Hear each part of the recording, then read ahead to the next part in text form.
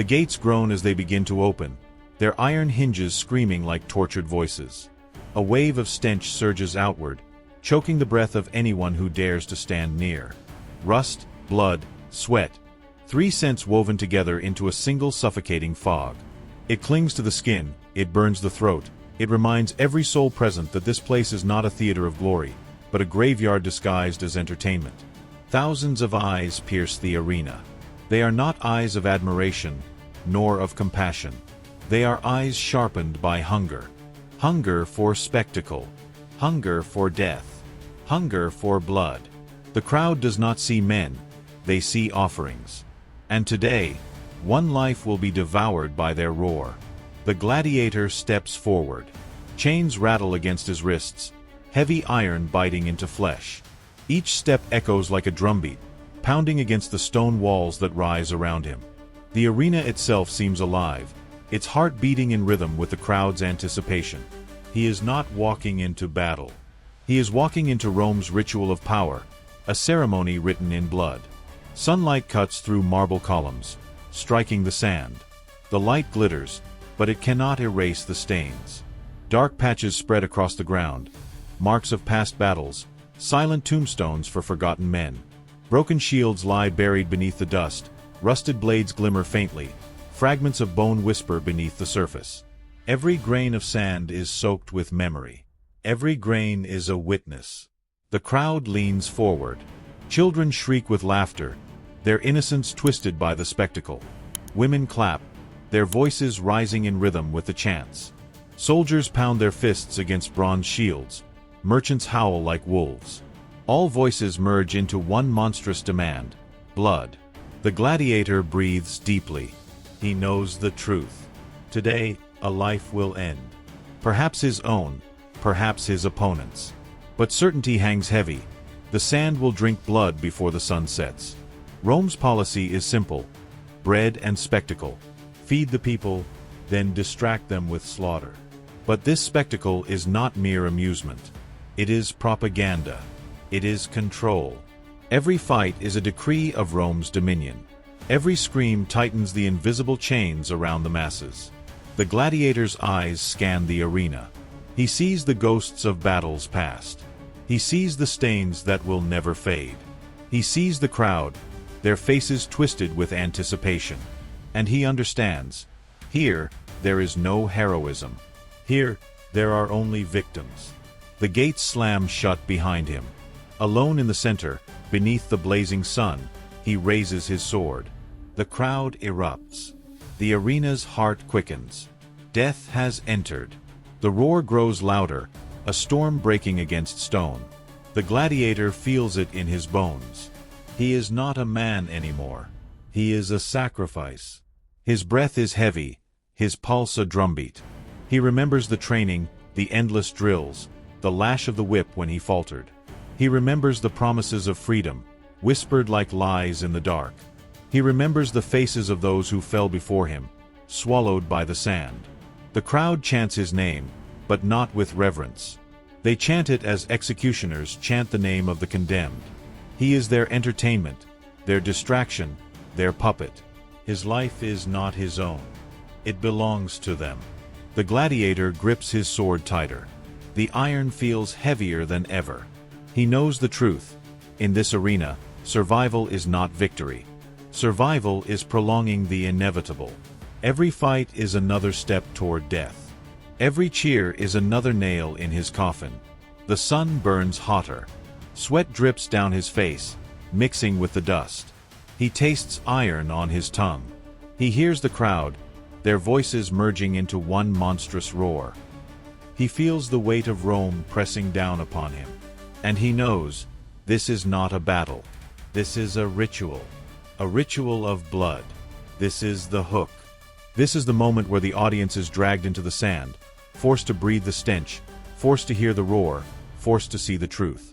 Gladiators were not heroes. They were victims. Victims of Rome's hunger, victims of Rome's cruelty, victims of Rome's illusion. And as the gladiator stands in the center, sword raised, the crowd screaming, the sun blazing, the truth becomes clear. This is not glory.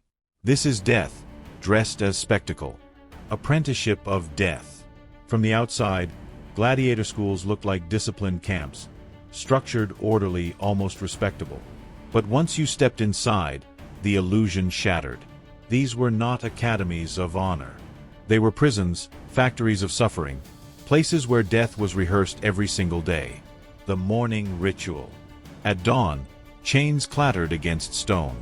Gladiators were dragged from their cells, lined up in the courtyard, their bodies stiff from cold and exhaustion. The sun had barely risen, yet sweat already glistened on their skin. Trainers paced like predators, eyes sharp, voices cutting.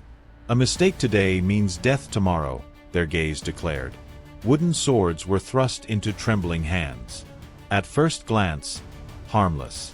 But each strike, each parry, each stumble was a rehearsal for mortality. The trainers were merciless. A misstep was punished with a lash. A hesitation with hunger. Pain was the language of instruction. The diet of survival. Meals were calculated with precision. Barley porridge, beans, herbal mixtures. Not to build muscle, but endurance. Rome demanded bodies that looked strong, not to prolong life, but to make death more dramatic. Gladiators did not eat to thrive. They ate to endure.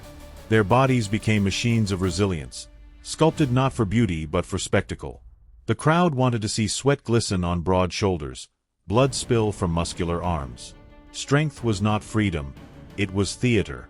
The psychological war. Training was not only physical, it was psychological torment. Trainers whispered poison into their ears.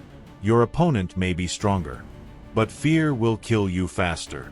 Every day, gladiators rehearsed their own deaths. They fought shadows, they fought each other, they fought themselves. The arena was not yet before them, but already inside their minds. Each night, as chains locked them back into cells, one question echoed endlessly: will I die tomorrow? Mock battles. Before facing the crowd, gladiators fought mock battles. These were not staged performances, but brutal rehearsals. Wooden swords cracked against bone. Shields splintered. Flesh tore. Death was withheld, but agony was abundant. Bruises blossomed across skin. Cuts carved into flesh. Bones snapped. Every wound was a rehearsal for the arena. Gladiators died 1,000 times before they ever faced the public. The chains of reality. Freedom was a myth. Chains never left their wrists. Even in training, iron clung to flesh, reminding them of their fate. They were not warriors. They were prisoners.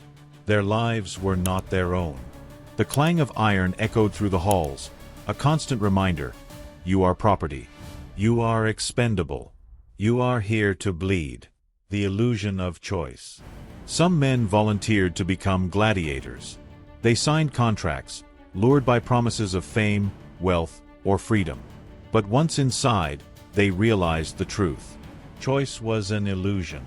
The moment the gates closed, they were no different from slaves. Every strike, every scream, every drop of blood belonged to Rome. The apprenticeship of death. Gladiator schools were not places of learning. They were places of breaking. Bodies were broken, minds shattered, spirits crushed. Every lesson was a rehearsal for dying. Every drill, a reminder of mortality. Gladiators did not train to win. They trained to endure. To endure pain, to endure fear, to endure the roar of the crowd. Victory was survival. Survival was temporary. Death was inevitable. Psychology of the arena and the fights. Behind the gates, silence reigns. But it is not peace, it is dread. The gladiator grips his weapon, fingers trembling, sweat dripping down his palms. He knows, when the gates open, death will step forward. The waiting. The waiting is worse than the fight itself. In the shadows, chained and restless, gladiators hear the muffled roar of the crowd. It grows louder, heavier, until it feels like thunder pressing against the walls. Each heartbeat is a drum. Each breath is a countdown. The gladiator whispers to himself, trying to silence the question that gnaws at his mind: will I die today? That question is the true opponent. Not the man or beast beyond the gate, but but the fear that consumes him before the battle begins. The gates open. The iron doors crash open. Light floods in, blinding, merciless. The crowd explodes in sound. The gladiator steps forward, sand crunching beneath his feet. His opponent emerges from the opposite side. Two bodies, two breaths, two fates collide in the center. The crowd chants, voices merging into one monstrous roar. Blood!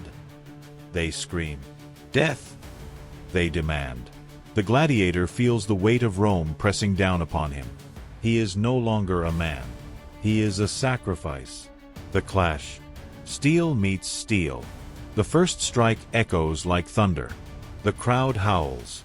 Dust rises, mixing with sweat and blood. Every movement is survival. Every mistake is death. The gladiator parries, lunges, retreats. His opponent mirrors him, both men locked in a dance choreographed by fear. The sand beneath them darkens with blood. Each drop tells a story, not of glory, but of tragedy. No rules, no mercy. There are no rules in the arena.